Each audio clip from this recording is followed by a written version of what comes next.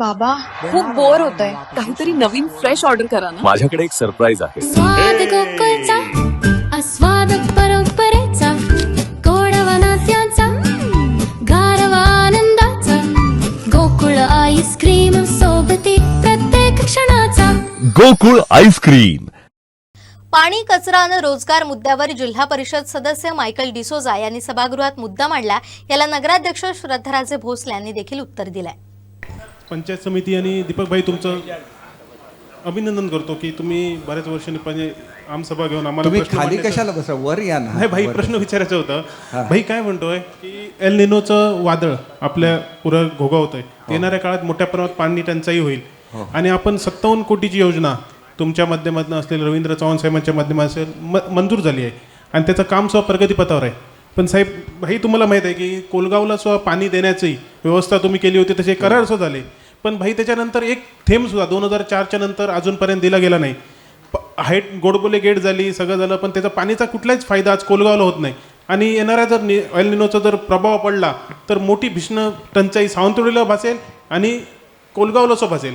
तर योजना लवकरात लवकर चालू करण्यासाठी जी साहेब कसं आहे मोठ्या प्रमाणात हे आहे की योजनेमध्ये मोठ्या प्रमाणात भ्रष्टाचार चालला आहे, लोक टक्केवारी घेत आहेत, म्हणजे ती अफवा चालू आहे, ती थांबली पाहिजे. आणि त्याच्यावर साहेब एक कमिटी नेमा. मागे असं तुमचं एक झालं होतं, ऐकलं होतं की कमिटी त्याच्यावर नेमेल.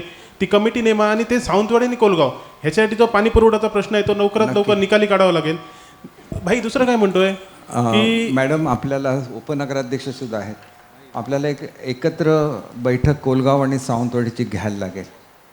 तर नाही, उपनगर साहेबांनी घेतली होती, पण साहेब जोपर्यंत कोलगावला पाणी तुम्ही देत नाही तोपर्यंत आम्ही काम करायला कोलगावातनं देणार नाही. आणि साहेब कोट्याने रुपये तुमचे वाचतायत, ग्रॅव्हिटीनं पाणी येतं, तुम्ही दुसरं धरण काय करू शकत नाही. पण ते कोलगावचं पाणी आपल्याला कोलगावला जर नसेल तर ते सावंतवाडीला आम्ही एवढे वर्ष सहकार्य तुमच्या माध्यमातून केलं आहे. तुम्हाला माहीत आहे किती वेळा आपण सहकार्य केलं. ह्याच्या पुढे ग्रामस्थ तयार नाही आहेत.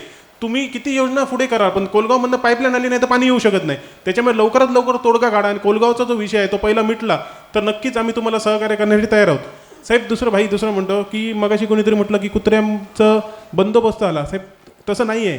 हे सगळे कुत्रे डम्पिंग ग्राउंडवर गेलेत आणि ते कोलगावमध्ये मोठ्या प्रमाणात, नाही म्हटलं तरी सावंतवाडीचे आले आणि कोलगावमध्ये स्थिरावले, अशी परिस्थिती आहे.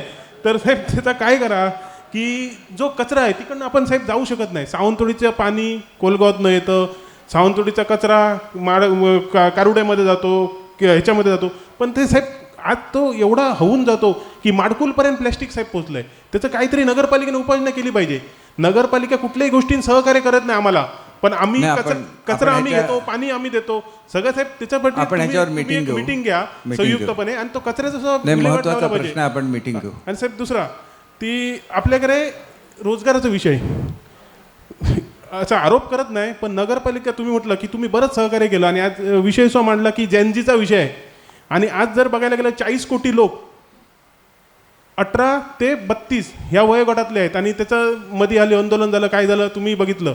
आज लोक मोठ्या प्रमाणात एआयमुळे लोकांचे रोजगार जात आहेत आणि तुमचं सहकार्याची कायमची हे असते की रोजगार सावंतवाडीत आला पाहिजे आणि मोठे प्रयत्न केले. कंपनी येते जाते हे विषय नाही, पण जेव्हा स्थानिक लोक एकत्र येऊन जेव्हा एखादी कंपनी स्थापन करतात तेव्हा अमेरिकेत भाडं नाही तेवढं सावंतवाडीत लावलं जातं आणि थोडे राजकारणी त्याला सहकार्य करतात. अमेरिकेतला असा नवा हे कंपनीत पैसे कमवतले, म्हणजे असं राजकारणी त्याला पाठबळ देतात आणि त्याच्यामुळे कंपनी बंद पडतात आणि रोजगार जो स्थानिक एखाद्या लोक कोण येऊन पुढे कंपनी स्थापन करतो, काय तुम्हाला साहेब कर्ज कोट्याने रुपये कर्ज घेऊन एखादा उद्योग उभा केला जातो आणि नंतर त्याला जो मनस्ताप होतो त्याला जबाबदार म्हणजे नगरपालिका. एखादं साहेब सगळं पाणी कोलगावातनं, कचरा कारुड्यामध्ये आम्ही सहकार्य करायचं, आम्ही घाण तुमची सगळी कोलगावात घ्यायची, कारुड्यात घ्यायची आणि तुमचं नगरपालिकेचं एक सहकार्य नसेल तर ह्याच्या पुढे आम्ही सावंतवाडीत पाणी देणार नाही आणि कचरा फेकू देणार नाही. आम्हाला नगरपालिकेची सहकार्य नसेल तर एवढं साहेब भाडं लावलं जातं, लाखो रुपये भाडं एका 200 स्क्वेअर फीटसाठी रूमसाठी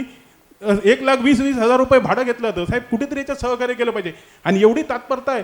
लोकांचं कोट्याने रुपये भाडं आहे ते वसूल करायला हे नाही, पण एका दिवसात कॅवेट दाखल होतं, एका दिवसात कोर्टात एवढे फास्ट जर नगरपालिका जर हे करत असेल तर खरंच एक शोकांतिका आहे. साहेब रोजगार जर वाढला पाहिजे तर सावंतवाडी शहरात लोकांनी रोजगारसाठी आलं पाहिजे. ग्रामीण भागातले लोक भाजी घेऊन येतात, त्यांना अक्षरशः कुत्र्यासारखं हकललं जातं. म्हणजे ही भाजीपाली साहेब आपलेच स्थानिक लोक येत आहेत, त्याच्यासाठी जो सहकार्य साहेब पाहिजे. दुसरं काय म्हणतो आपली सांधते बांधा साहेब तुमच्या माध्यमातून चांगली योजना चालू झाली आणि लोकांना शेकडो लोकांना त्याचा रोजगार भेटला, पण साहेब त्याच्यावर तुम्ही आता जी नवीन 2.0 येते त्याच्यात सुद्धा साहेब चांगल्या प्रकारे लोकांना सहकार्य मिळण्याच्या दृष्टीने त्याची एक इम्पॅक्ट कमिटी साहेब केली पाहिजे. म्हणजे लोकांना आयुष्यामध्ये किती बदल झाला हा सुद्धा जर आपण बघितलं तर नक्कीच त्याचा फायदा होणार आहे. म्हणजे मध्ये जर काय आलं तर जे गुरं आणि बोकडं दिली गेली ते मोठ्या प्रमाणात दगावली गेली. म्हणजे ह्या वातावरणात जर ती आपण काय करावं की थोडे दिवस आणून ती आपल्या स्टेबल करण्याच्या दृष्टीने जर आपण त्या योजनेतनं जर पैसे खर्च करून जर आपण केलं तर नक्कीच येणाऱ्या काळामध्ये आपल्या भरभराट होईल. आणि जे रोजगाराचा विषय आहे म्हणजे सगळ्या चांदा ते बांधा असेल इतर सगळ्या योजना असतील याच्यातनं तुमचा नक्कीच जो चांगला उपक्रम आहे तुमचं सहकार्य असतंच कायमचं. पण ह्या सगळं व्यासपीठावर बसल्या सगळ्यांचं सहकार्य मिळालं तर इकडचे लोकसुद्धा स्थानिक नवीन नवीन रोजगार उपलब्ध करतील आणि त्यांना तुमच्या पाठबळाची नक्कीच गरज आहे. एवढंच सांगतो आणि मला संपवतो. जय हिंद जय महाराष्ट्र. रोजगारच्या विषयी येते. रोजगार सावंतवाडीमध्ये आलाच पाहिजे आणि ते महत्त्वाचं आहे. पण जेव्हा नगरपालिकेची जागा घेतली गेली होती तेव्हा ते रेंट नाही ठरवलेलं. 15 दिवसचे इमर्जन्सी हॉल दिलेलं. ते बिल्डिंग कल्चरल सेंटरसाठी रिझर्वड आहे. तरी पण आम्ही कार्यक्रम मंजुरी करून ते रूम 15 दिवससाठी दिलेलं. आजपर्यंत 2.5 मंथ झाले आहे. पैसे भरले गेले नाही आहे. कोर्टवर नगरपालिकेवर केस घातलं गेलेलं स्टे घालायला कोर्टनी ते नामंजुरी दिली आहे. माझं म्हणणं असं आहे की रोजगार द्यायचा आहे खूप चांगली गोष्टी आहे. पण जेव्हा एक प्रायव्हेट ऑर्गनायझेशन प्रायव्हेट कंपनी त्यांचा फायदा बघत आहे पण नगरपालिकेचा फायदा नाही बघत ते चुकीचं आहे. जे त्यांनी लोकांसाठी करायचं आहे रोजगार महत्त्वाचं होतं. हे काही घटना झाली तर येऊन बोलायचं होतं. ते पद्धतीने पुढे जायचं. तर मी सर्वांना ते आवाहन करे आपल्याला नगरपालिके सावंतवाडीमध्ये रोजगार आणायचा आहे. ट्रान्सपेरन्सीमधून आणा. डॉक्युमेंट्स घेऊन या आणि आम्ही आपला सहकार्य नक्कीच करूया. धन्यवाद. साहेब मी फक्त त्याच्यात फक्त सांगतो कुठलीही नगरपालिकेची प्रॉपर्टी देताना त्याचा एक कमिटी असते श्री समिती कमिटी कलेक्टरच्या अंडर त्याचं व्हॅल्युएशन करून ती कमिटी दिली पाहिजे. साहेब आम्ही कागदपत्र ठराव मागितलाय अजून 3 महिने ठराव दिला नाही. याचे कोर्टमध्ये केसेस चालू आहेत.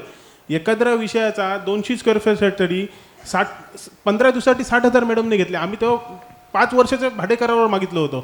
अशा पद्धतीने जर सहकार्य नसेल आणि हे कोर्टमध्ये केस आपण बघू कशा रीतीने तुम्हाला सहकार्य करता येईल ते बघू. निश्चितपणे माझ्याकडे मॅडम आपलं तर म्हणजे आता मला माहिती नाही नगरपालिका काय निर्णय घेते परंतु सावंतवाडीमध्ये तुमचा उद्योग राहिला पाहिजे याच्यासाठी जे काय सहकार्य करायला लागेल 100% नक्कीच आभारी साहेब.